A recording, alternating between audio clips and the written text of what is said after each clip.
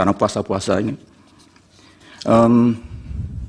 Kalau dalam teori administrasi publik itu kan ada namanya eksternalitas negatif.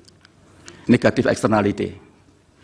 Jadi seorang pejabat publik itu kalau dia memasukkan kepentingannya atau kepentingan kelompoknya di dalam kepentingan publik, maka itu telah terjadi eksternalitas negatif. Eksternalitas negatif itu bisa intended, memang disengaja, tapi bisa unavoided, tidak terhindarkan. Misalnya, kalau kita punya baju dinas, mau berangkat ke kantor harus melayat dulu saudara kita yang meninggal, tidak mungkin kita ganti baju karena mau melayat, baru kemudian dinas pakai baju. Itu adalah unavoided. Begitu juga mungkin perkara kecil mobil dinas. Ya. Tapi memang ada eksternalitas negatif yang betul-betul intended, yang disengaja. Dan itu sangat terpulang kepada pejabat publik masing-masing. Kemudian yang kedua, kenapa eksternalitas negatif itu selalu terjadi? Karena setiap manusia itu pasti punya preferensi, dan punya tendensi.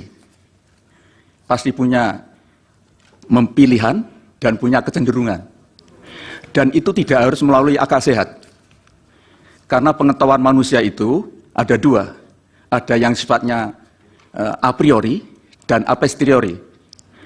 Pengetahuan a priori tanpa diperoleh harus dengan melalui pengalaman. Itu cukup dari naluri, insting, bahkan mungkin fisik. Bisa juga bisikan makhluk halus.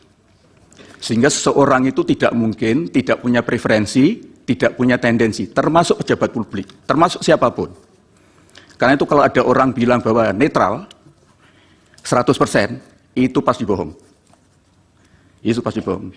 Orang bilang 100% imparsial, pasti dia bohong. Karena pada dasarnya manusia itu ditakdirkan Tuhan memiliki preferensi dan tendensi.